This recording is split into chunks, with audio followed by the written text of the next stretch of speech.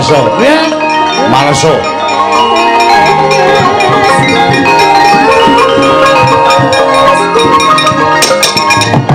Wah! Mati ya.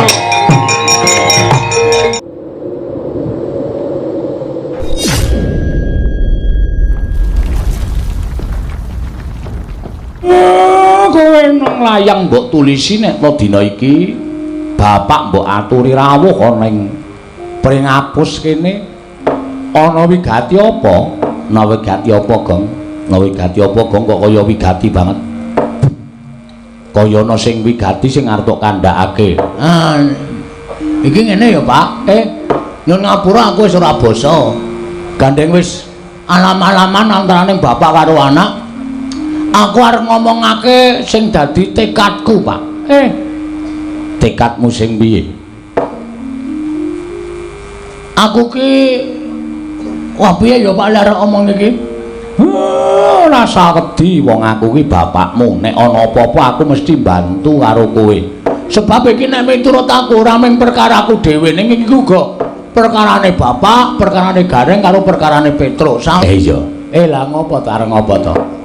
Aku ki nyelengi wis suwe lho Pak, wis 20 taun. Nganti entuk papan panggonan sing jembar kaya ngene iki mergo lekku adus keringet, sikil tak nggo sirah, sirah tak nggo sikil. Pamreku apa? Aku mung kepengin gawe ya kuwi wujude papan sing iso dienggo nyambut gawe para masyarakat. Papan sing dienggo nyambut gawe para masyarakat tegese kowe arep yasa apa to Le? Apa ya jenenge nek basa Jawane iki? Babrik. Babrik iki. Aku wis tau rono terus. Heeh. Tegese piye? Kuwi lho pokoke dienggo nyambut gawe para wong-wong Karang Pradesan kene mergo ngene, Pak. Aku duwe niat kaya ngene iki nggonku duwe rasa tresna karo sanak kadang tangga teparo, mitra kawruh lan sapiturute. Wis terus terang wae ya, Pak. Aku arep gawe papan dienggo nyambut gawe para wong-wong kuwi ning papan kene mbuh mengko dadine wujude apa kuwi urung terencana ning pikiranku. Iya. Apik kuwi apik. Mergo ngene, Pak. Tarewangi kaya ngene iki nggonku duwe rasa peduli karo kiwa tengenku karo sanak kadang mitra kawruhku. Aja mung padha meneng wae nyadong karo welasing Gusti aja. Ning wong ki diwenangake mbudidaya. Wong sing tanpa pambudidaya kuwi nek mung arep ngenteni nugrahaning Gusti mbok taunana windanana ora bakal kelakon. Anane kanugrahan ki mergo menungsa mbudidaya sinartan donga nyuwun kanugrahaning sing gawe urip lumantar kabisane dhewe-dhewe. Ayo bener. Nah, mula kang sangka kuwi papan sing jembar iki ora tak nggo gawe omahku sing magrong-magrong sing apik. Ora, Pak. Ning papan iki arep tak nggo gawe papan supaya para masyarakat kawula ku iso nyambut gawe nang kene iso dadi sarana pangupa boganing para kawula, Pak. Apik kuwi apik, Bagong. Lah kok luhur temen gegayuhanmu. Nggih, Pak. Apik. Sesuk masyarakat kiwa tengenku ya didaftarke lho, Gong.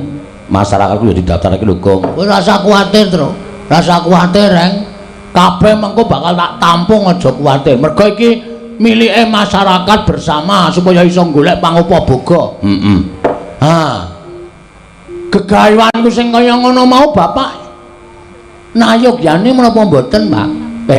Sing jeneng wong tuwa nek weruh karo tumangkare anak sing duwe pikiran kaya ngono kuwi anane bapak ming manut, anane bapak ming seneng. Berarti bapak nyarujuki. Ya, aku sarujuk. Wah, matur nuwun, Pak. Blegekku gek sadulita mel. Syukur dole. Lah ing atase ming sak kowe kok tumangkaring pamikirmu nganti kaya mengkono. Kowe ora mikir karo kahananmu dhewe, ora mikir karo pribadimu dhewe, ning kowe mikir marang sanak kadang kiwa tengenmu sing mapan ning padukuhan kene. kono kuwi sing diarani wong sing tresna marang sak pepadane. Sing jeneng tresna kuwi aja nganggo ukuran bondo donya. Domeh kuwi iso nyelengi dhuwit akeh, sapa-sapa mbok wenehi, sapa-sapa mbok wenehi. Ibarate aja mbok wenehi iwak, ning wenehi ana jala supaya ngupa ya iwak mau kanthi jala. Nggih, Pak. Bapak Nayogyani ya mung apa niatmu sing kaya mengkene mau wis mbok aturake marang pepundhen Pandhawa. Ternyatane kowe karo kuwi minangka dadi panakawaning Pandhawa, minangka dadi abdining Pandhawa. Nek izin pancen dereng, Pak. Ning segera menyusul. Iya. Pun wonten napa jenenge? Tandha-tandha ndara-ndara Pandhawa niku nek duwe anak buahe duwe gegayuhan sing apik niku wis ora bakal digawe angel. Mesti gampang nggone nyuwun idi parilahing para pepundhen Pandhawa. Iya syukur. Apa ana sing wis tok cululuki rembug bendaramu Pandhawa? Sampun. Sapa? Ndara Janaka. Kan Ndara Janaka sampun nayogyani menapa ing dadi karepe Bagong. Iya syukur. Lah terus aku tekan kene iki tok kon ngopo? Aku nek tok kon nyumbang duit aku ora duwe lho. Aku nek tok jaluki dana Prabaya aku ora duwe. Wis jelas, Pak, wis ngerti. Aku wis ngerti kekuatane bapak kuwi sepira. Bondo donyamu kuwi sepira. Aku arep nyuwun bondo donyane bapak. Aku ya ora duwe lho, Gong. Nek tok jaluki bantuan perkara dana Prabaya aku ora duwe. Saya meneh kowe reng nang bathukmu wis ana tulisane melarat ngono. Dadi aku sing ora njaluk kowe. Wedhus iki ora. Malah nguneke kakangne melarat. Aku ya ora duwe apa lho, Gong. Anak Semar ora ana sing cukup. Dadi aku do tak aturi rawuh mrene iki ora tak jaluki dana Prabaya, ora. Sing wigati donga pangestune Bapak Mas Gareng, Mas Petruk. Rencanaku iki lancar nir ing sambikala. Nek ming kuwi aku gelem menehi pangestu lan donga marang kowe. Ning kejaba saka kuwi kowe ya ndonga dhewe. Ketoke rasah, Pak. Kok ora mergane aku ndonga bola-bali ora tau kabul, Pak. Ning nek sampean sing ndongake sampean piyai sepuh mesti percaya bakale kasembadan. Terus sabanjure sing dadi masalah sing dadi perkara dek malam Jemuah Kliwon wingi aku ora turu. Iya ora lek-lekan kowe brekae lek-lekane ngantuk. Terus aku ki teturu ning ngarep pendopo ning lincak ngarep kuwi. Lah kok makler tanpa nganggo iso tak ampet mripatku sirku ya lek arep turu ki nek slingsir wengi jarene wong tuwa wong melek ki bakal gedhe kanugrahane. Bener. Ning mau ora iso tak ampet maklek ilang sanalika. Jroning aku turu sedhela ki aku ngimpi, Pak. Kowe ngimpi apa? Aku ngimpi, Pak. Iya ngimpi apa? Jroning ngimpen kuwi aku ketemu karo sang ngakune jenenge Sang Manikmaya. Bapak tepung ora? Sik. Manikmaya kuwi Bathara Guru. Udu guru kuwi Manikmaya. Iya, kuwi Bathara Guru. Kuwi ora mulang nang ndi-ndi ya, Pak? Kuwi iki dewa kok guru asaduk lho, Pak. Sik. Kok sik Bathara Guru kuwi jenenge akeh. Wo, ya guru, ya Manikmaya, ya Jatimurti, ya Jagat Pratingkah, ya Catur Boja. Weh, wong siji kuwi. Ora wong-wong kuwi dewa. Jenenge pinang-pinang. Bathara Guru omong piye? Paring sasmita karo aku, Pak. Aku jroning pangimpen iki kaya ketemu karo Bathara Guru, aku salaman terus aku ngambung astaning Bathara Guru, aku terus segdeku mari kelu mirangake Bu Guru. Terus Bathara Guru paring dawuh karo aku. Bedhawuhe piye? Bagong, kowe nggonmu mbangun papan sing kinarya sarana para kawula iso nyambut gawe panguput, boga iso kecukupan, waton kudu nganggo disarati. Sarate apa? Sarate ya kuwi kudu ana ora ketang sithik wujude kayu Dewandaru karo kayu Jayandaru. Gragap aku tangi, Pak, bingung. Nguyuh sik. Oh iya, bar nguyuh lagi bingung. Bingung aku piye iki supaya iso entuk kayu Dewandaru karo Jayandaru lah. Gandeng aku ora ngerti, tak takokke ning tukang kayu endi-endi sing jeneng kayu ngono ora ana. Anane jati. Sengon saiki sing usum. Mula aku terus ngaturi rawuhe bapak. Ingkang wigati bapak iki gandeng wis sepuh, wis wareg ndahar gempalaning jagat legiasi ning kahanan. Tur bapak iki jarene lho miturut omongane wong iki dewa, mbuh nyata mbuh ora. Aku tak nyuwun prisa, Pak. Kayu Dewandaru Jayandaru kuwi jane neng ngendi nek isih wujud wit tak tegore, tak nggone syarat. Ning nek wis wujud kayu le dodol sapa tukune, Pak? Piye? Kok sik aku tak mikir. Nek miturut sak ngertiku lho. Miturut sak ngertiku Dewandaru Jayandaru kuwi papane ora ning jagat. Waduh. Nanti iki papane ning Kayangan. Kayangan Suralaya. Berarti ndak tak liwat jalan tol. Lho. Suralaya. Saka kene cerak lho, Pak. Suralaya. Wah, tak kira nek Surabaya e. Pancen caidan Suralaya. Suralaya iki nggone sapa? Suralaya iki nggone Bathara Guru. Sekolahan, udu. Lah kok ana gurune? Wah, caedan. Aku nganti jagongan rasane ra betah aku. Suralaya ki papan pelenggane Bathara Guru. Nah, guru kuwi lenggane ning Suralaya. Umar Bakri, udu. Jelaske, Pak, jelaske, Pak. Ayo nang ngapura aku ki. Nuwun sewu karang wong ora ngedong e. Nah, Suralaya ki papaning para dewa. Walah, sampean ngendika ngene malah dong mau-mau. Omahe dewa ngene to? Omahe dewa. Lah, sing mapan ning kono kuwi jenenge Bathara Guru kuwi dewaning para dewa. Nek arep nyuwun pewujudan ning mapan ana ing Kayangan ki kudu dipalilaing Bathara Guru.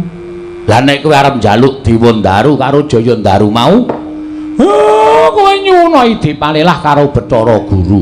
Wo. Carane munggah nang Kayangan, munggah liwat Ondorante. Weh. Ondorante ngendi gone? Ah, kuwi papane ana ning sak caketing Gunung Himalaya. Himalaya? Angel ya Pak munggah, kowe angel. Ora saben titah iso munggah. Sing jeneng kulino munggah ana ing Ondorante, ana ing repat kepanasan tu muli mlebu ana ing Kori Sela Matanggep. Windaramu Janaka. Waduh, aning Ndara Janaka tak suwune pambiyantu munggah ning Kayangan mesti ra kersa. Ha mestine ora gelem. Wong kuwi wigatimu sing diperlu kowe kok dadak utusan Ndaramu Janaka. Nek kowe duwe niat ya apa sing dadi syarat ceranane digoleki, digayo. Aning aku ora mungkin munggah ning Kayangan, Pak. Aku mesti bingung. Kayangan ki nggone sapa wae? Werna-werna. Ana swarga Maruta, swarga Dahana, lho. Kaca Ngerang. Lan sak piturute kuwi Kayangan pirang-pirang. Ha, kuwi ngono aku keblasuk piye? Oh, monggo nek ana ta Kayangane Bathara sing tukang njabut nyawa iso, Pak? Ya Madipati. Nah aku munggah nang Kayangan dodok-dodok Kori sing metu ya Madipati jabut nyawaku, aku mati. Oh. Ha ta? Ki si Iwan piye? Ayo. Lah terus, ha iki ngene. Mula aku mau ora nembung karo bapak ora njaluk Probaya, ora njaluk apa-apa. Ning saiki aku njaluk sak biantune Bapak Semar. Aku mbok kon ngopo? Crita sing wis sumebar ana ing jagat bapak iki jane dewa. Ha ta? Nek ora kleru sampean ki titisane Sang Hyang Ismangun. Oh cangkeme ngawur to. Ismaya. Heeh, Ismaya. Kuwi kakangne Bathara Guru. Lah, kene kowe paham, ngerti wae. Mergo aku maca setengah percaya setengah ora. Semar kok titis dewa. Nek titis dewa ora bakal uripe Semar kepenak utawa ora bakal uripe Semar sengsara. Ning mesti kepenak. Ning seprene kowe iki ya mengkere terus. Apa ya bener kowe titis dewa? Percaya kena ora kena. Kowe lah kaya majalah. Percaya kena ora kena. Ning aku ora nganggep awakku titis dewa. Dene ana sing nyebut kaya ngono, monggo wae. Gandeng aku percaya karo bapak, mula bapak tak suwun dina iki iso ora iso ngrawuhake Bathara Guru kuwi mau. Nek wis tekan kene, nyuwun Dewa Ndaru Jaya Ndaru. Nek Bathara Guru ora entuk, sampean kakangne kok adine ora ngeneke Jaya Ndaru Dewa Ndaru, ngamuk nang kayangan Pak. Wah, jian. Bocah nek duwe kekarepan kok sapenake dhewe. Piye, setuju ra? Nek pancen Bathara Guru engko njaluk tumbal, sing ditumbalke kowe ya reng Gus. Antil mencelat ora. Ana menungso kakangne arep ditumbalke. Ngono lho. Gawe wis, Pak. Please. Bagong omongane jan. Ayo karang samplake sawung ro iwan iki aku.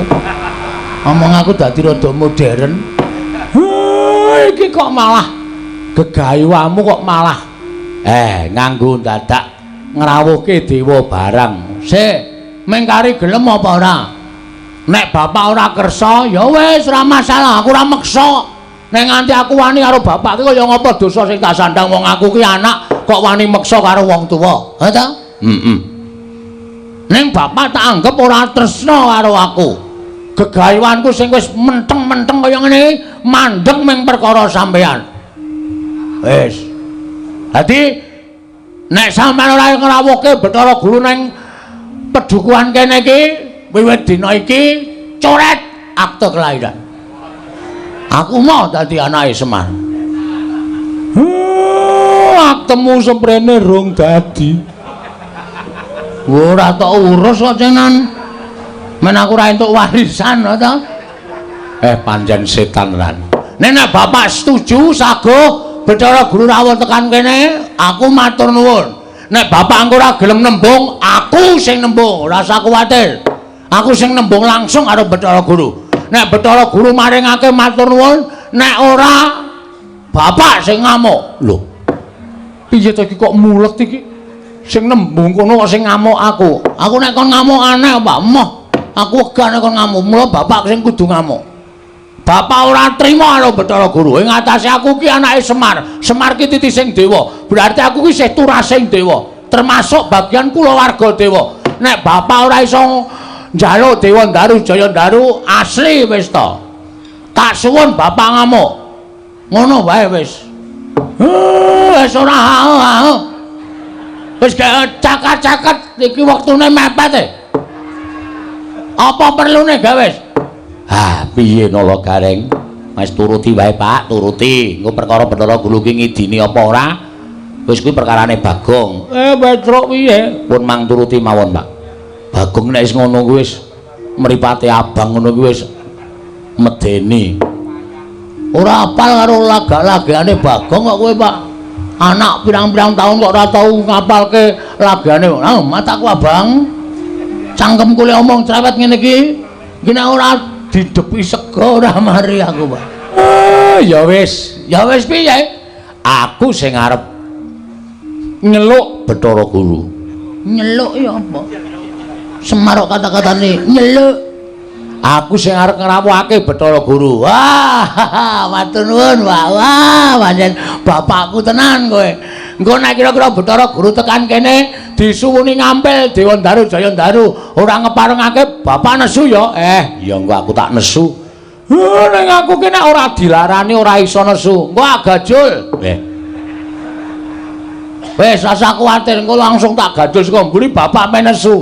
Ora rampung-rampung perkarane coba. Aku tak matek aji pameling. Piye maksude? Ngundang Bathara Guru. Nggih. Ora dorame lho, Reng. Truk. Bapak arep matek aji pameling. Ya, nggo Bathara Guru bek rawuh, bek lega pikirmu. Bathara Guru ya gen rawuh lega piro. Heeh. Kowe lho, Pak. Gawe, Pak. Iya, kowe meneng ora gambleh wae. Iki wis arep wiwit semedi kok malah ngomong wae. Ya wis gak semedi men. Tan samar pamoring sukma sukma sinumaya winayu ing asepi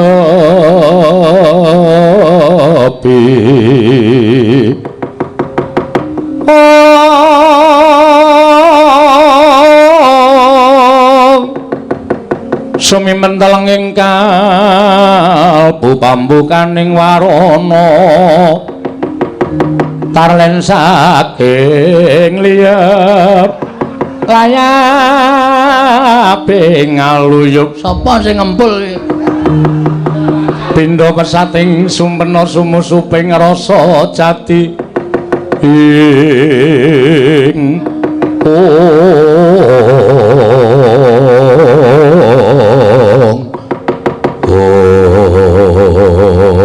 eling-eling dewa Ngejawantah nalika semanten tingkem netraning kula Semar Badranaya tanon ingkang pinindeng kejawi amung angrap pamantram sakti aji pameling hanimbali rawipun nenggih Sang Hyang Manikmaya ya Sang Hyang Bathara Guru dadak sakuling mangke sanginggiling padukan pringapus wonten mendung angen danu dupe piyak kang mendung onyang madyapada Sang Hyang Jagat Giri Pratingkah wonten ing padukan pringapus dadosaken kejut kang samya mulat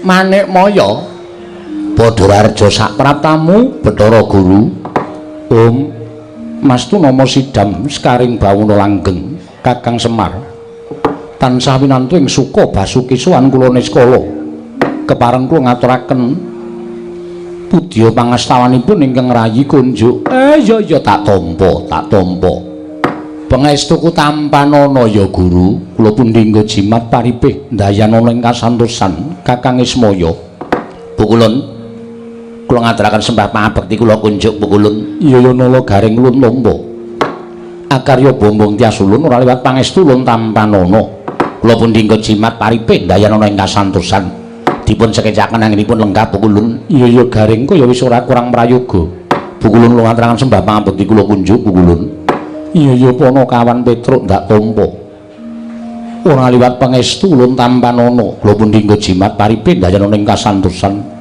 dipun sekecaken lenggahipun Pukulun iya Petruk kaya wis ora kurang prayoga prapta ulun ana ing padukuaning Bagong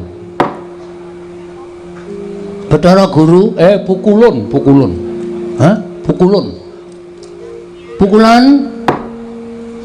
Pukulun ora pukulan mukul raimu iki apa piye?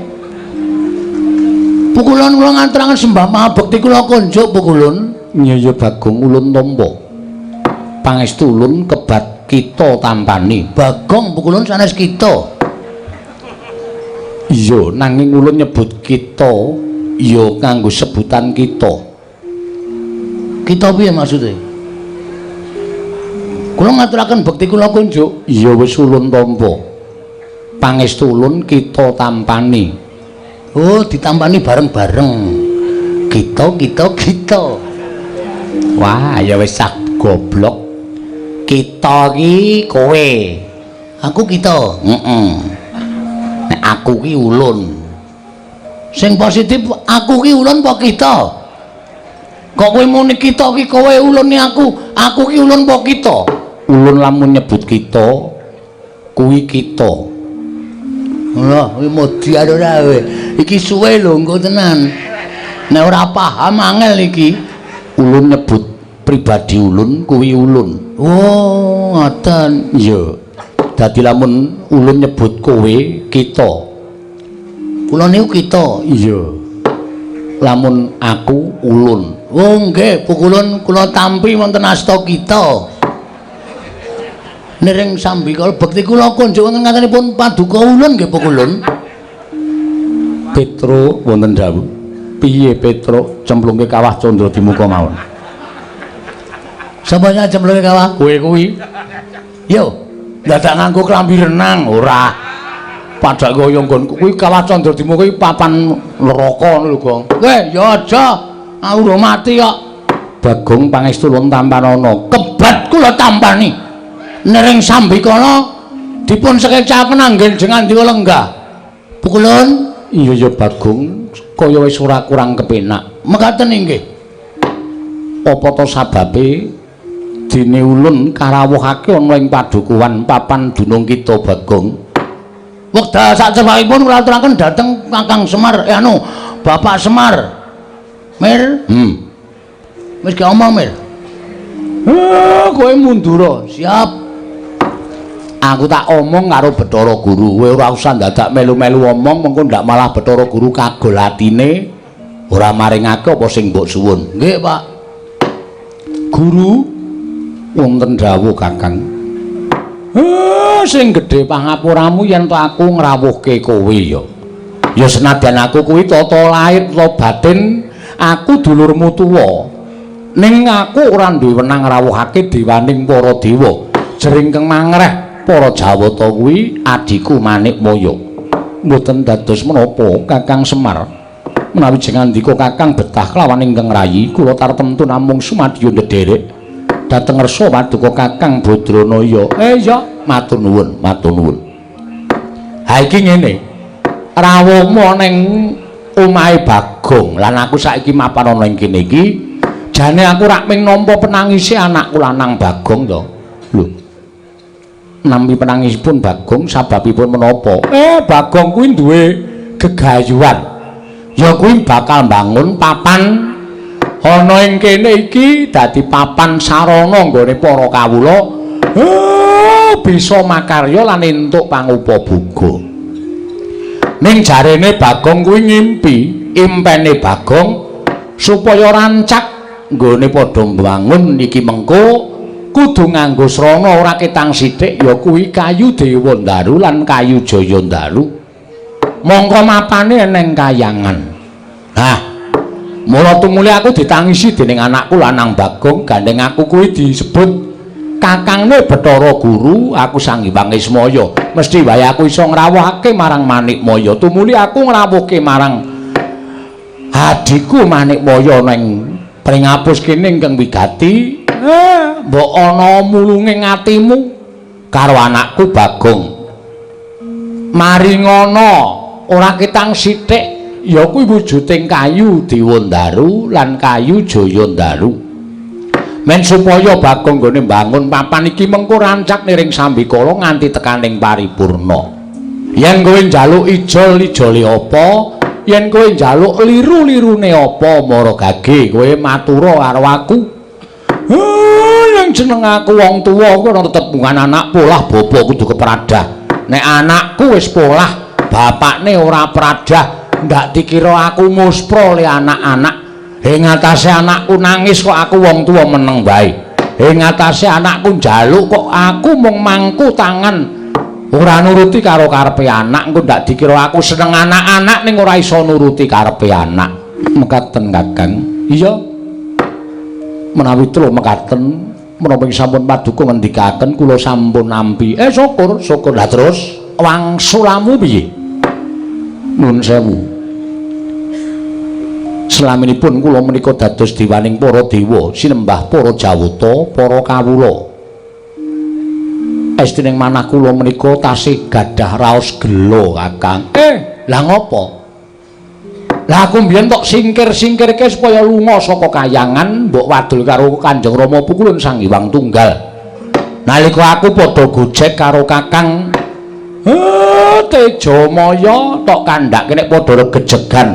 Mung kepengin rebut dadi dewaning para dewa wekasan aku didukani terus dikon nguntal pagering gunung sih kulon lan pagering gunung sih wetan.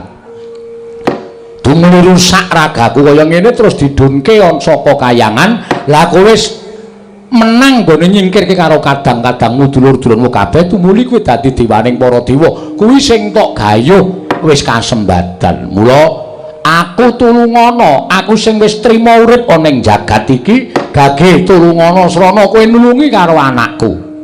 Babagan perkawis menika estunipun boten dados petangan kula. Lah terus namung kemawon slaminipun kula winisuda dados dewaning para dewa, kula nuwun pangapunten. Kakang Semar tasih wonten kagol kageling manah kula, pendak-pendak kula lenggah wonten ing Sela Kandawaru Binangun.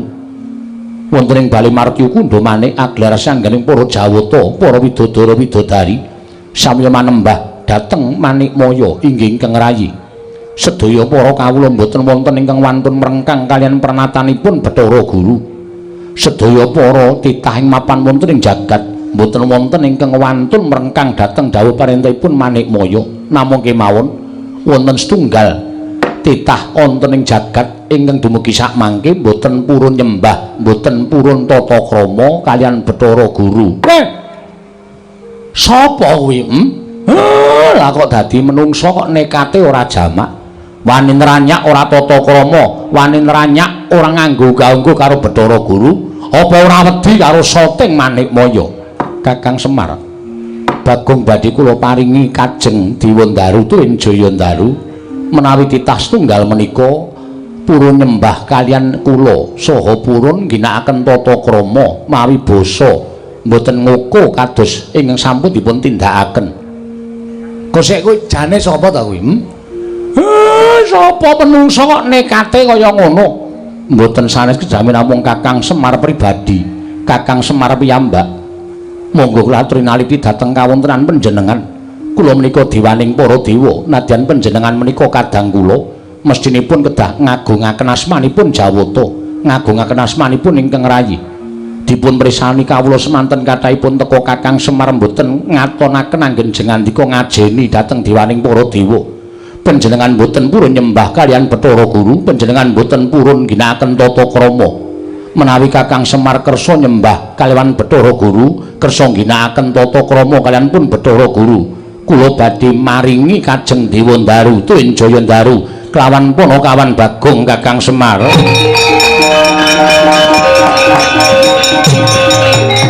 Rasa aja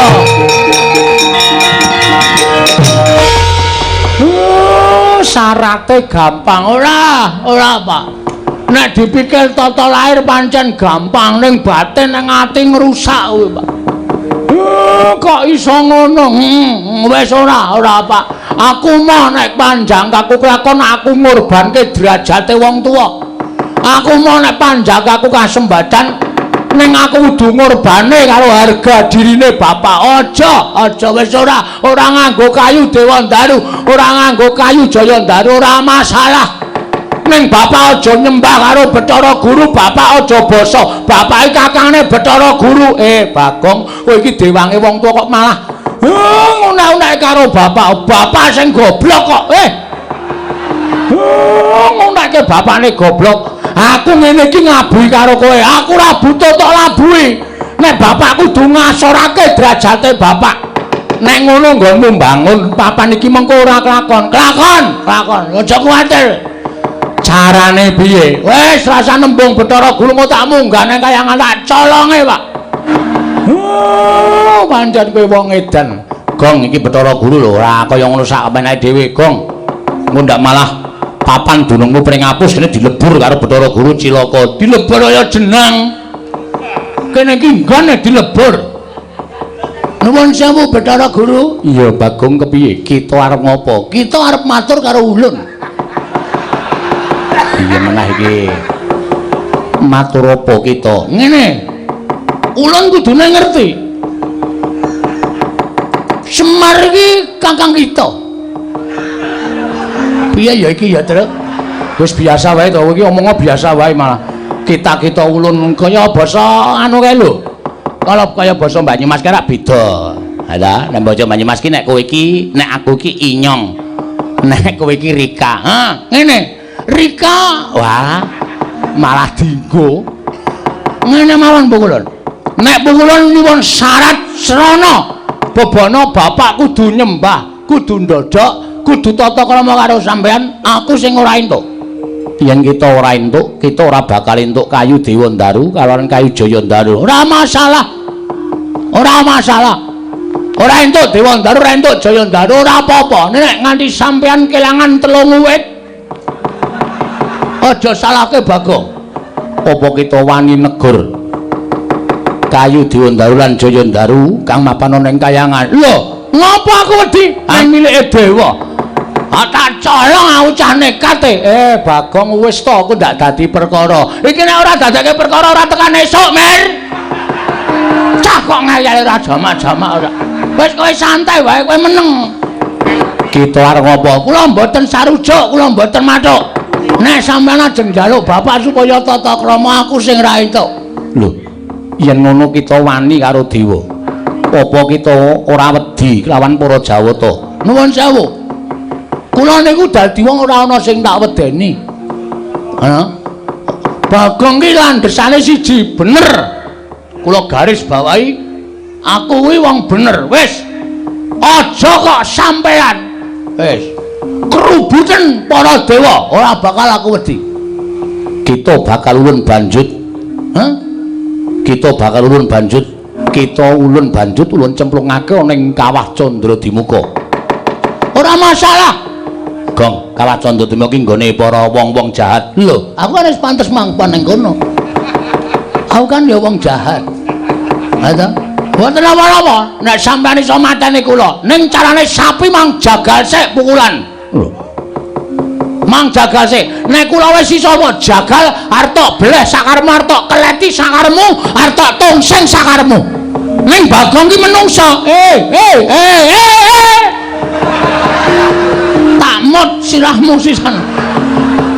Ana wong lagi omongan tok ae. Engko nek njaluk lagu-lagu ki engko. Lane wis bengah-bengah ora. Sampenake dhewe. Nek sampeyan ajeng ngasorke derajate bapak kula ora trima. Bagong kita wani lan panjenengan ulun. Sing tak wedeni apamu? Gong wah jan bocah iki wis. Iki nek dadi apa-apa piye? Wis kita wani karo kadewatan. Sing kula wedeni ngamane. Pokoke Semar wong atuamu kudu basa, kudu nyembah kelawan ulun paringi syarat ingkang kok butuhake. Mboten. Nek kudu Semar basa karo sampean, Semar kudu nyembah karo sampean, kula ora entuk syarat ora apa-apa. Ning kok sok baline. Sampeyan ora menengke Dewa Ndaru, Jaya Ndaru. Rawe lantas malang tak putung. Kita wani karo panjenengan ulun. Sing tak wedeni apamu? Ayo ning ndi papan wong neter kadidayang. Dikrubut para dewa cemplungan ing kawah Candradimukha. Siap ayo, ora bakal aku wedi. Rupak wani jembar wani sange. Ngapa ya, Mir?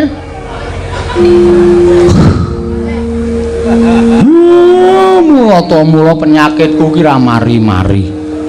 Ngrasake Bagong. Lah kok dadi kowe wani karo Bathara Guru ki sing ngakon sapa? Ora ana sing ngakon. Lah kok dadi wani? Aku wong nekat kok. Nek kowe nekat kowe ra entuk kayu Dewa Ndaru, Jaya Ndaru. Ora entuk ora masalah. Ngopo? Lah mau jare entuk sasmitane Bathara Guru. Pancen iya. Lah bapakmu wis bantu karo kowe kok kowe malah tumindak dhewe karepmu piye? Ora piye-piye. Lah terus aku kon piye? Ambo. Piye to cah iki aku malah bingung to cah iki. Bathara Guru piye, Gong? Wis rasa do kuwatir, rasa do bingung, santai. Tak tandangane. Waduh. Dewa lho, Gong. Yo ngapa? Yo ngapa nek dewa? Dewa nek pakartine elek wajib diwaneni, Truk. Oh, nek cara aku ngono. Sapa wae sing lungguh ning apa jenenge papan sing dhuwur dhewe, nek pancen salah wajib diwaneni. Ora usah kuwatir, Pak. Wis mati tak wujudane. Ngono ya. wis men, ngopo aku urip ya mung doyak-oyak mendring kok. Ya wis sak karepmu nek pancen kaya ngono. Nek kowe pancen wani tandangono. Nala Gareng aja ngewangi, Petruk aja ngewangi ndak kelepetan dedusan. Wis ben, tak nonton kaya ngopo jogete anakku Bagong. Ora mung cangkeme tok sing ngombo kuwar-kuwar. Ning kudu tekan tumandange ya kudu nyata. Oke, padake aku ki wong jireh. Padake aku wong kalahan. Wis, Semar rasane ngendi-endi? Kowe rasane ngendi-endi, Reng? Ya. Petruk rasane ngendi-endi? Ya. Aku tak mangkat methoke Bathara Guru. Ngati-ati lho, Gong. Bathara Guru kancane pirang-pirang. Ora masalah. Kancaku wis ngenteni ning angkringan pirang-pirang. Ketapke beres. Aku ki ra mung ijen rene padahal nggo karyawan rong bus e.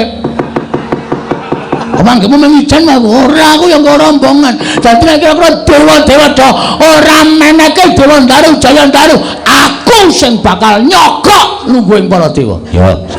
Bareng ya, Pak. Ya sing ati-ati. Wis, lenggah sing kepenak. Aku mangkat aku. Netrane bapak kok kembeng-kembeng kaya wong arep muwun, arep nangis. Tak kira anakku sing pancen bego dhewe iki Bagong. Lah kok dadi le mikir karo kahanane para kawula ki wetengene kok tenanan. Ora nyono. Jebul lah kok dadi tulus lahir batine nggone kepengin menehi papan pakaryan kanggo para kawulane sak badukuan pringapus. Syukur Bagong. Bumbung isi madu njabamu elek nanging jeromu lah kok kaya ngono kahanane. Ngono bener ngendikaning para sepuh Giri Lusi jalma tan kena kinira. Nadan jabane agal growal-growal nanging batine lembut kaya ngono ora ana yen ora anakku Bagong. Bareng ndak sawang Bagong saya adoh medhun saka pendopo. Wis ora katon lakune kok atiku melang-melang kaya ninggal jejabang tepining dalumbang. Bapakmu kok kuwatir karo anakmu utawa anakku Bagong Nala Gareng apa kowe ora ngiman karo adimu Nala Gareng?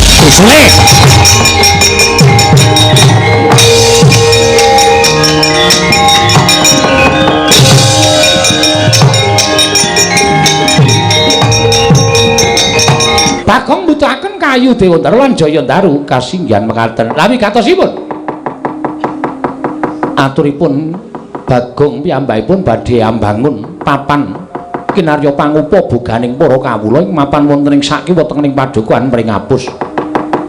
Nanging anggenipun badhe bangun wangunan menika kala wau kedah mawa syarat inggih menika Kajeng Dewa Ndaru lan Jaya Ndaru. Tumunten Kakang Semar paring dawuh kalawan ingkang rayipun Bathara Guru nyuwun supados ulun maringaken Dewa Ndaru lan Jaya Ndaru tinampi dening atmajanipun Lurah Semar inggih menika pun Bagong. Dalah. Lah menika lak gampil to, Di. Menika perkawis ingkang boten angel. Paduka menika kedange muti bilih Kakang Badrana inggih Kakang Semar menika kalebet kadang paduka piyambak. Tur tinemu werda saking paduka Dipanawesti Bathara Guru mila menawi atmajanipun Kakang Semar menika nyuwun supados sak mangke mboten kita sekedhik paduka Dipanawesti Bathara Guru maringaken Dewa Ndaru lan Jaya Ndaru menika kula kinten mboten kawratan. Estining manah kula mapan mekaten. Lah lajeng sabab menapa paduka ngawi sangganing para Jawata, para dewa mlempak wonten ing mriki? Krana sak mangke mugi andadosna ing kawuningan. Sareng Bagong matur ingkang kados mekaten tumunten kula matur lawan Kakang Ismaya. Pangandikanipun Adi Prabu Bathara Guru kados pundi? Kakang Rada prisa piyambak. Estunipun tasih kogel kagelan manahipun Manikmaya krana sasampunipun kula dados Jawata. Dewaning para dewa mangreh Triloka sangganing para titah mboten ngemungaken jalma menungsa nadyan jim setan pripayangan sedaya sami manembah kalawan ingkang rayipun Jatimurti. Klebet para Jawata ugi manembah kelawan pun Manikmaya. Namung setunggal titah ingkang boten purun manembah dhateng ingkang rayipun Manikmaya inggih menika pun Kakang Semar.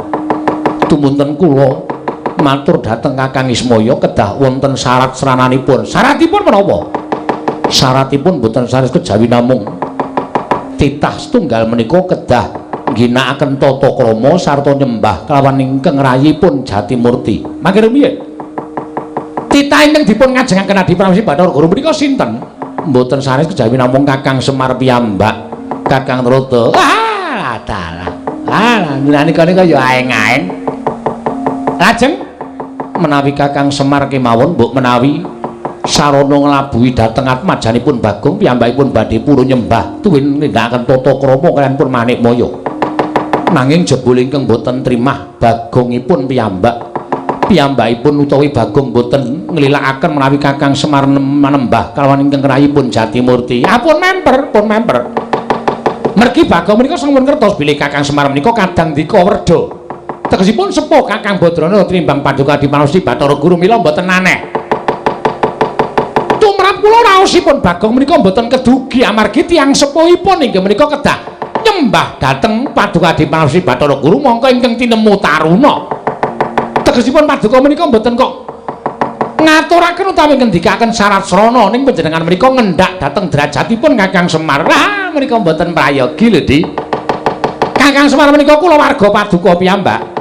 Kakang Semar menika kadang Paduka werda. Mila menawi saking pamrigipun ingkang Raka ing Sidhe Pangodal-udal, Dewa Ndaru lan Jaya Ndaru menika kaparingna dhateng pun Bagong, menika mangke mboten badhe wonten tetembungan kriwikan dadi grojogan geguyon dadi tangisan. Namung maringaken Dewa Ndaru lan Jaya Ndaru kemawon awratipun ngados menapa ta wong nyatanipun tetukulan menika tuwuh wonten ing kayiwangan kathah sanget. Mila menawi Bagong menika nyuwun sekedhik kemawon tertentu Paduka Adi Pramesti Bathara Guru tentu maringaken dhateng pun Bagong. Sampun ngantos namung perkawis alit kados mekaten dipun dadosaken perkawis ingkang ageng. Kakang Narada, punapi? Malah srana menika dados pancatan anggen kula badhe ngendhak dhateng Kakang Semar Badranaya. Ah, tenan ta. Malah kedawa-dawa ora karu-karuan. Lah menapa Paduka Adi Pramesti Bathara Guru wantun dhateng Kakang Semar menika dados pancatan. Menawi Kakang Semar badhe wantun kaliyan kula, malah Dewa Ndaru lan Jaya Ndaru mboten badhe kula paringaken dhateng pun Bagong. Panjenengan prisa piyambak watak wantune anak-anake Semar menika panjenengan kedahipun sampun apal. Bagong ngantos nggadahi slogan kados mekaten menika tertentu nggadahi pemanggih sanes tegesipun kados pundi. Bagong menika wong gleleng, Bagong menika wong panjen wong nakal. Nek nganti Bagong terus nggawa graji munggah teng kayangan wit-witan Dewa Ndaru Jaya Ndaru disenso kabeh pripun? Ada taya kowe. Wah, Bagong niku wong nekat. Bagong dirajongi karo garek karo Petruk, sentek kayangan. Kakang Narada, punapi? Ing mekaten Bagong sakmangke badhe kula patrapi paukuman. Semare luput, Bagonge diluputke. Inggih, kedah mekaten. Terus Bagong badhe kula pejahi. Lho, kok dipun pejahi pripun? Amargi sampun wantun kaliyan kula. Bagong boten nyawang menawi Bagong menika namung ditah kula menika dewaning para dewa. Bagong wantun nyula wetha kaliyan ingkang rayipun Jatimurti. Bagong wantun ngiyas dhateng pun Manikmaya tegesipun kalepatan tumraping kadewatan. Mboten wonten paukuman ingkang pantes kagem Bagong kejawi amung dipun cemplungaken wonten ing Kawah Candra-Dimuka. Ora tedas yakin. Kawah Candra-Dimuka mboten kuat ngobong kaliyan pun Bagong. Ngoten lho. Wong ora salah ora luput dicemplungken ing kawah menika mboten badhe mempan. Mboten badhe kobong. Kakang Narada, punapi? Sakmangke Kakang Narada dawuhaken para wadya Baladewa damel risak wonten ing kadukanipun Bagong inggih menika pun padukan pring apus. Sak menika ugi Kakang kanjenengan teka kendel kemawon. Nuwun sewu, Di. Tida-tida raos sing manahipun ing Raka Sidhe Pangodal menawi kula kadhawuh supados ngrisak dhateng papan dununipun Bagong. Ternyatanipun saking petanganipun ing Raka Sidhe Pangodal kelepetan menika mboten kelapatanipun Bagong kaliyan pun Semar. Ning lupute Adi Guru. Lupute Adi Guru ingkang duweni watak adigang adigung adiguna dumeh dadi dewaning para dewa. Panjenengan boten ngormati dhateng kadang werda inggih menika pun Kakang Semar Badranaya. Malah panjenengan badhe ngendhak derajatipun Kakang Semar menika tumrap kula boten mathuk, kula boten rujuk lan kula boten condong. Menawi Kakang Narada boten mathuk lan manggihipun Bathara Guru tegesipun Kakang Narada wantun dhateng pangaos kula. Boten badhe wantun. Nanging kula menika kamituaning dewa. Kula menika kamituaning kayangan. Panjenengan menika menawi badhe menggok mergi tertentu kula jejekaken. Kula badhe njejekaken ingkang bengkong, beneraken ingkang luput menawi dados pakartinipun Adi Pramesti Bathara Guru. Kakang Trata, nadyan panjenengan kami tuwa nanging ing dados panguwasa tunggal menika kula. Sanes. Lho, sanes dos pundi? Ingin dados panguwasa tunggal menika Gusti karya jagat kula lan panjenengan menika namung kinarya pirantinipun anggenipun niti priksa dhateng para titah ing mapan wonten ing jagat. Dados menawi paduka menika ndewakaken utawa mengeranaken dhateng panjenengan piyambak menika lepat. Kakang Trata, punawi? Kekatan anggen kula munjat ngersanipun Kakang Trata menawi Kakang Trata mboten sarujuk mboten mathuk laturi kundur dhateng kayangan. Apa inggih? Bali ya bali kaya. Bro, wonten timbalan pulun. Bromo wonten timbalan pukulun. Yama Dipati nggih wonten dawuh pukulun. Penyarian lan pathuk dina samengko aja wedi kangelan. Saka palilah ulun kita ulun keparengake gawe rusak ning padukan mring apus. Syukur bagi kita iso ngerangket Ponokawan yen perlu Kakang Semar babar pisan bandaran astane kerincungan sikile. Bakal ulun boyong ning Kayuwangan yen Kakang Semar ora keduga nyembah kawan Bathara Guru. Ulun ingkang bakal mentala kalan Kakang Badranaya prasta Paduka Rama Pukulun nyuwun pamit. Madal pasilan bidal dinten samangke. Sing ati-ati aja kaya bocah cilik Surapati, Bromo lan Yama Dipati. Tru. Aku wangi ya, Tru? Ya. Kowe ora mentala karo patiku to? Ora. Nek aku lara kowe mesti sedih. Mesti adikku sing tak tresnani kok. Nek nganti tekaning pati mesti kowe rekoso dadak mendem aku to? Aku wangi ya. Siap. Kowe rasange wangi ra apa-apa reng mergo kowe iki wonge cacat, ta. Wis mripate kira, tangane cekle, sikile becik, arep perang ya ora trampil, yakin. Kana kowe mundur kana. Ya ora kowe ya adikku ya tak ewangi. Rasah. Wong kowe iki nek mandeng ya ora medeni. Mandeng ki matamu malah gathuk dadi siji ireng-irenge. Rekoso wis to, wis rasah. Ya semen nek kakane arep mangku ora apa-apa, Gong. Wah, wis jan. Engko nek kowe nganti cilik lara gedhe tekaning pati, mesti kowe ora ikhlas. Ikhlas wae. Ora ikhlas ngopo ndi Kakang ting mentalip ngono mbok modar ya men. Ayo wis, ya wis. Ora ngewangi ra apa-apa. Malahane kepenak uripku. Tur ya iki apike, harus ditataki. Oh nek niat ya niat. Kowe ndek kepinginan ndek gayuhan aja mung kandhek ning karep ning kakakno tekad. Mergo tekad kuwi poke karep. Nek wis nekat kowe dasare wis wani ngunek-unekke Bathara Guru kuwi nek cara aku wis sesuatu sing aneh lho, Gong. Ora ana wong sak jagat iki sing wani ngunek-unekke Bathara Guru jaba ing kowe. Ha ta? Saiki tandangi. Dewane akeh. Akeh. Dewa iki akeh banget. Bathara Indra, Bathara Brahma iki Bathara Dewaning Geni. Oh iya, oke ra masalah. Kudu tok simpen sik carane piye ngalahke Bathara Indra iki piye. Glut. Heeh. Bathara Brahma Dewaning Geni, maju kudu telesik awake. Ha iya. Kono ngetokke geni ora bakal temomo. Bathara Bayu. Weh, ana? Ana. Dewaning apa iki? Dewaning angin. Sebelah angin kontal kuwi kudu piye carane menanggulangi supaya aja nganti kalah karo dewa-dewa kuwi. Menyang aku ning ngurimu. Kowe aja negak aku ya, Mas. Ora, wis aja kuwatir. Apa sing tak gayuh kelakon kowe ya mesti bakal ngrasake penak. Aku ngempek kamukten le. Oke. Lara wong loro mati kowe dhewe ya Gus iki. Omonganmu iki sok ora penak. Lara wong loro mati wong loro. Siap. Petoke dewa-dewa. Ora gelem mundur gawe kisra, ora meneke Dewa Ndaru Jaya Ndaru. Aku ikhlas mati ndepani kampung halamanku. Iya. Kowe anggere muni ngono kuwi aku seneng. Aku sing deg-degan. Harus wani muni kok ora aku dhewe mangkat yo. Yo mangkat yo rasa kok ngomong yo.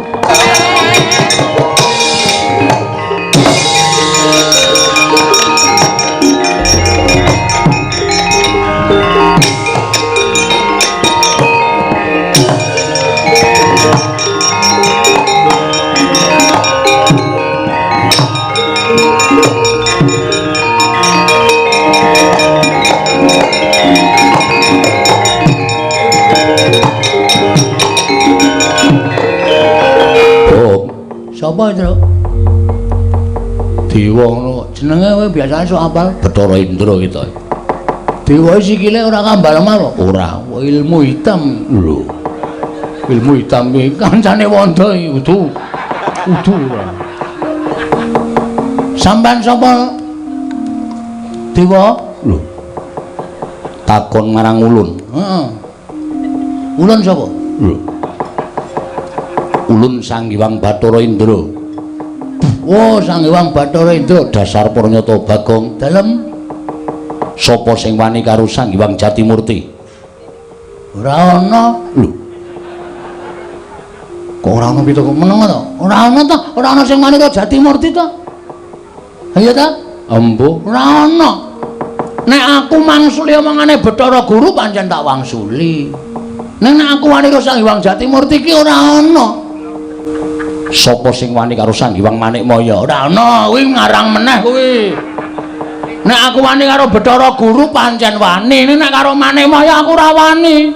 Gong, Manikmaya ku ya Bathara Guru, Jatimurti ku ya Bathara Guru. Oh, satu orang toh, satu orang. Wah, ya dimaaf. Ora ngerti aku. Aku sing wani. Bagong, Nun. Kowe ngerti ora? Ora. Ngerti, ngerti. Ora ngerti kowe. Yen Bathara Guru kuwi sembaning para titah.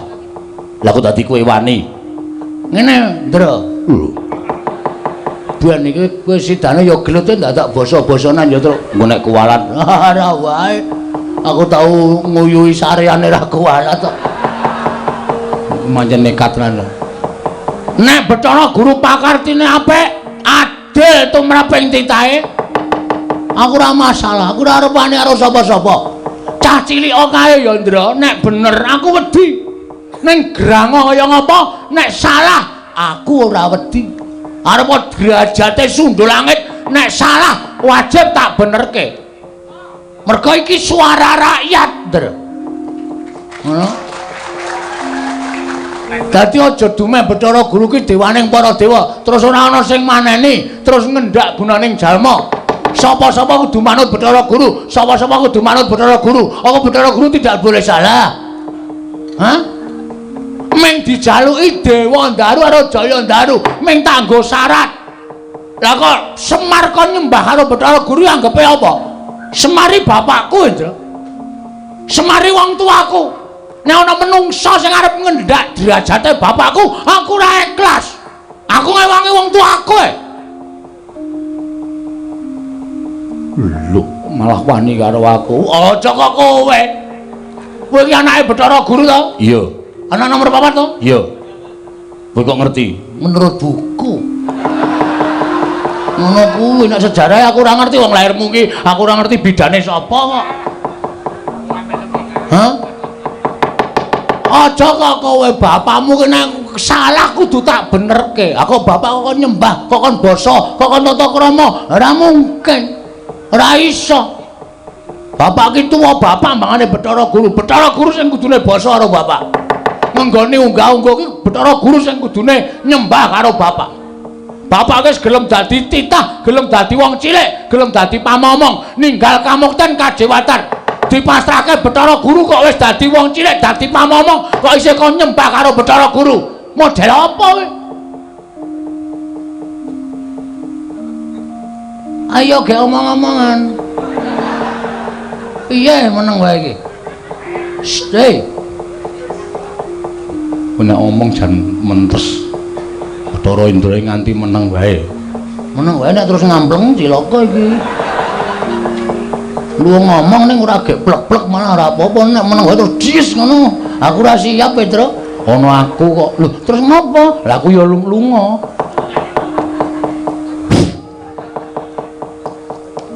Damu mripat jenengan ngopo? Aku tekan kene kon bondo karo kowe. Kuwi apa bener Pak Kartine? Hah? Salah apa aku? Luput apa aku? Aku nyolong apa? Aku nglarani sapa? Tar dibondo kaya penjahat. Cacing tak kepidak menungsa ngolet butuh males, Ndra. Bagong ki menungsa. Duwe perasaan. Anak kowe areng nglarani karo aku nek iso bangga. Wani karo setawet dari awakmu. Ora minggat kene markaning patimu. Tibanane Petro. Sik. Sing nantang ki kowe. Kowe jare mau ngewangi.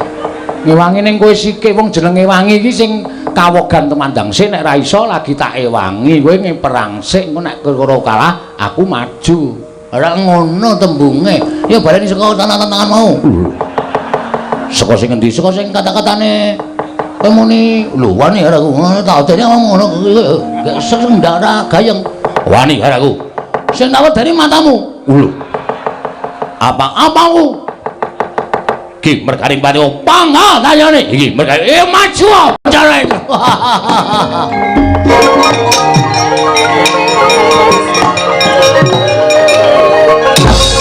Mati.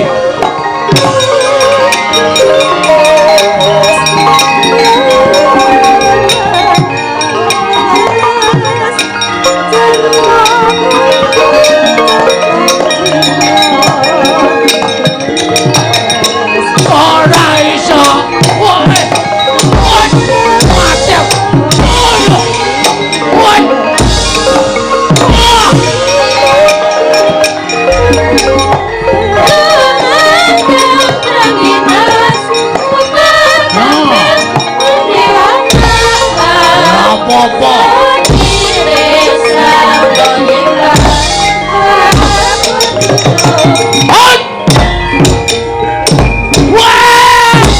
Ayo, kamu.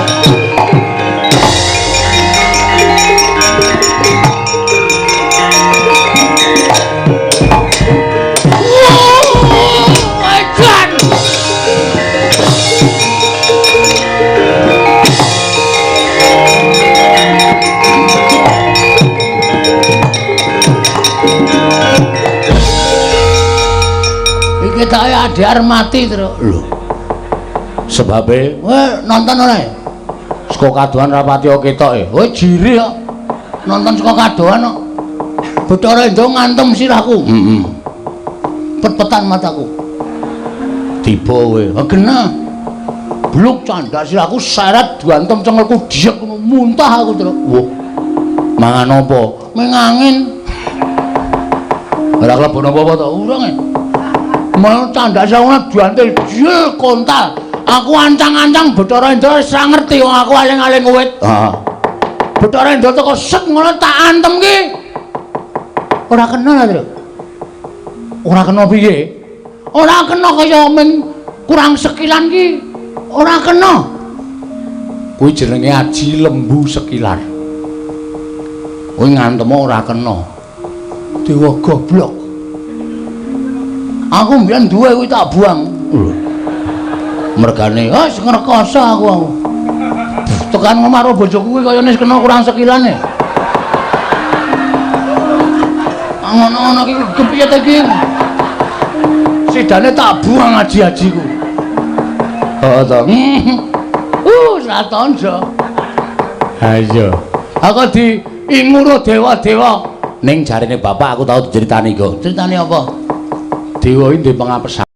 Dewa iki derajate dhuwur, sak dhuwure menungsa. Heeh. Mula dewa iki ora kena digrayang nuwun sewu, mestaka tekan dodo.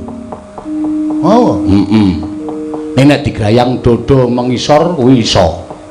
Mula jajalen ngantem aja nggon sirah, aja nggon dodo, weteng padha engkul. Iki nek omong kosong lho iki. Engko aku maju meneh diajar ora. Nek nganti ora kena engko nempuh karo bapak. Pokoke kene medun. Kene medun. Jos. Tenan tetep tak slenthik yakin. Antem kon weteng diek dhek ndingkluk seslenthik tuk modar. Aku arep karo dewa lara weteng maju. Ah, mati dening aku.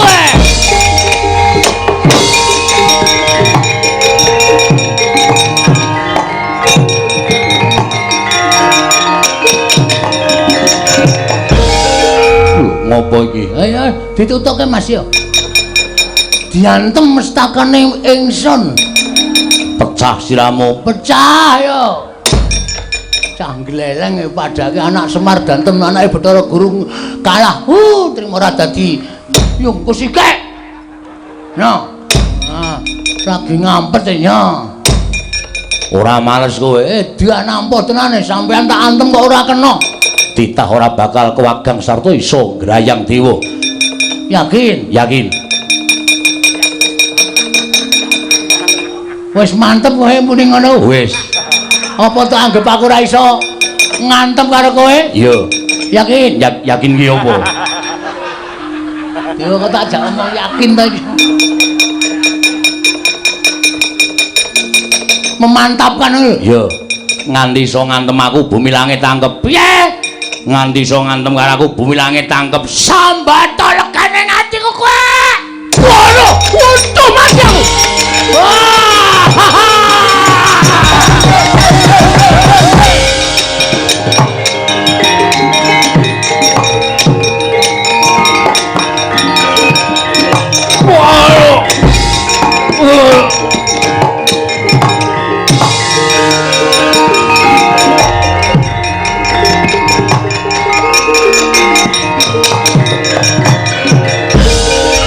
Wong edan. Bagong wong edan. Kakang Bathara Indra kena ngopo? Median ngantem kok ya milih. Mak cekluk. Larane ora jamak. Ngono.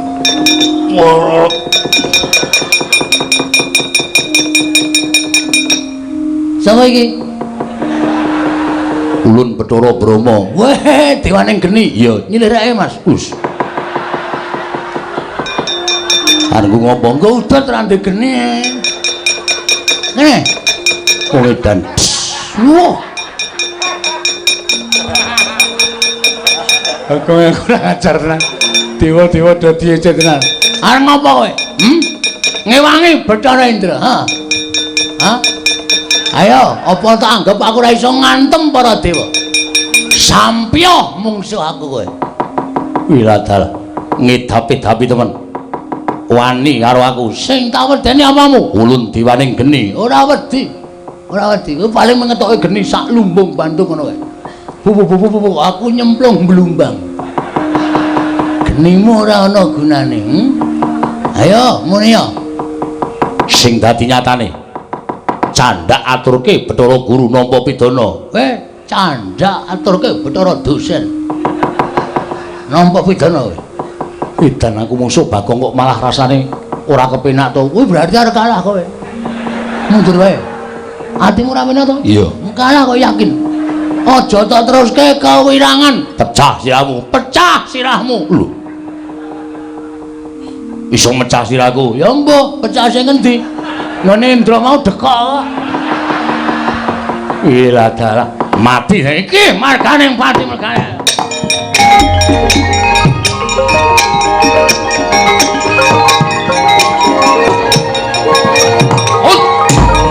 Kenang mati. Wah, hot. Woi. Ya.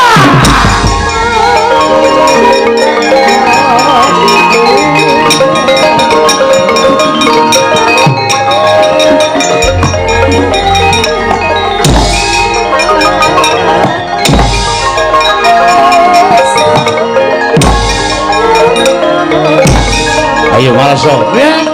Malaso.